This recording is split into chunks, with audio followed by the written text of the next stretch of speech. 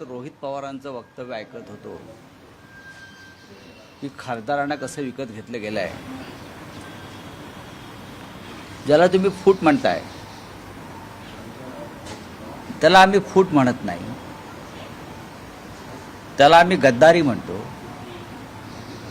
बेईमानी म्हणतो आणि बदमाशी म्हणतो.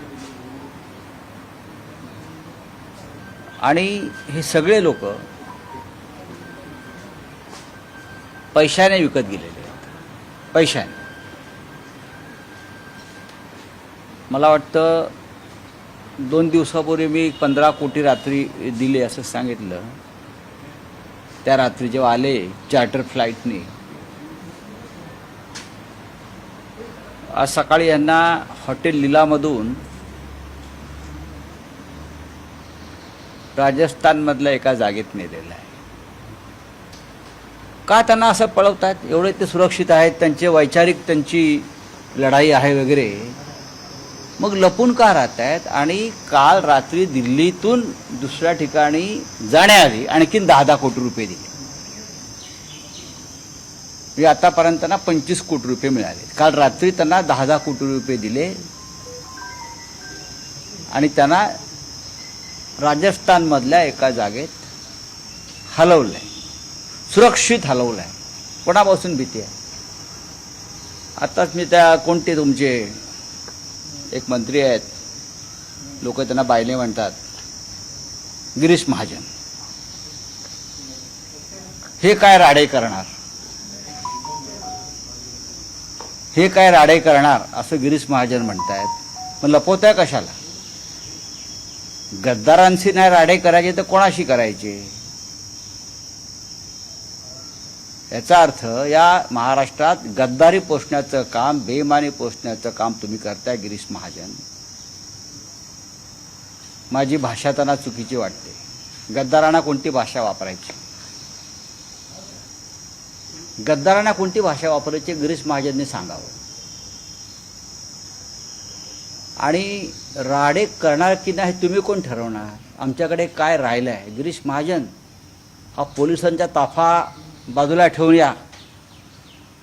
हे जे 4-4 पोलिसांच्या गाड्या घेऊन फिरता ना, सगळ्या गद्दारांना आता गाड्या दिल्या पोलिसांच्या. आत्ताच मी पाहिलं. हा म्हणजे कशा करतात? आमच्याकडे राडे करण्याची क्षमता नाही ना. शिवसेनेकडे राडे करण्याची क्षमता नाही, राहिली नाही. कोण उरलंय तुमच्याकडे? मग त्यांना Y+ सिक्युरिटी, CRPFची सिक्युरिटी, घरावर सिक्युरिटी, जिथे जिथे त्यांच्या प्रॉपर्टी आहेत तिकडे सिक्युरिटी. म्हणजे प्रत्येक गद्दाराला या क्षणी 40 सशस्त्र पोलिसांची सिक्युरिटी देण्याचं कारण काय? आणि मागच्या गद्दारांची सिक्युरिटी कायम आहे. आणि त्या सिक्युरिटीमध्ये राहून ते आम्हाला विचारतात, यांच्याकडे राडे करण्यासारखं काय आहे? सिक्युरिटी काढा, तुमच्या अंगावरती चिंधी राहणार नाही. सिक्युरिटी काढा. ही पोलिसांचं कवच कुंडल आहेत ना सरकारची, ती काढा. स्वतः तुमचा जो बॉस आहे एकनाथ शिंदे, बरं का, तो 50 गाड्यांचा बॉडीगार्डचा ताफा घेऊन फिरतो. कोणापासून भीती आहे? कोणापासून? त्यांचे जे चिरंजीव आहेत त्यांची सुरक्षा व्यवस्था. मला त्यात पडायचं नाही आहे. भीती नाही ना आमच्यापासून, शिवसैनिकांपासून खऱ्या. मग तुम्हाला हे बोलू नका तुम्ही. ही खाकी वर्दीची जी मस्ती आम्हाला तुम्ही दाखवता, ED CBI, हा कसे फुटले म्हणतात ते. गिरीश महाजन जे म्हणतात ना, फुटले. माझ्याकडे एक दिवस ED आणि CBI आली ना, सगळ्यात आधी गिरीश महाजनला फोडून दाखवतो. एक दिवस नाही, अर्धा तास जरी ED CBI माझ्याकडे आली तर सगळ्यात आधी या गिरीश महाजनला मी नाही फोडून दाखवला तर बघा.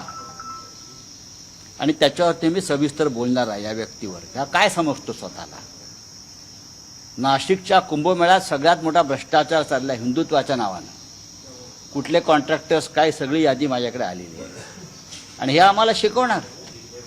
हा, ज्याने आयुष्यभर पोलीस संरक्षणामध्ये गुंडगिरी आणि भ्रष्टाचार केला ते आम्हाला शिकवणार. मग भीती नाही ना.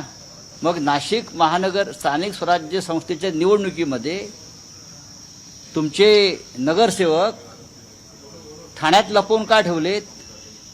तुमचं सरकार आहे ना, तुमचे पोलीस आहेत ना, तरीही तुम्ही हे का लपवून ठेवले? भीती आहे ना तुमच्या मनामध्ये. तेव्हा ही राडेबाजीवरती आव्हान देऊ नका. आव्हान द्यायचं असेल ना तर पोलीस बाजूला ठेवून या. आणि परत सांगतो, अर्धा तास ईडी, सीबीआय आणि पोलीस द्या, गिरीश महाजन पहिला फुटेल. गिरीश महाजन ही व्यक्ती पहिली फुटेल. हे आम्हाला सांगू नका. ते संघाच्या चड्ड्या बिड्ड्या, विचार, आयडिओलॉजी हे आम्हाला सांगू नका. हेच पहिले फुटतील. आता बोला. नाही, आणि ते रावसाहेब दानवे म्हणत होते, काय संजय राऊत, रावसाहेब दानवे काय संजय राऊत भाषा वापरतात, मला कोणतं सांगितलं?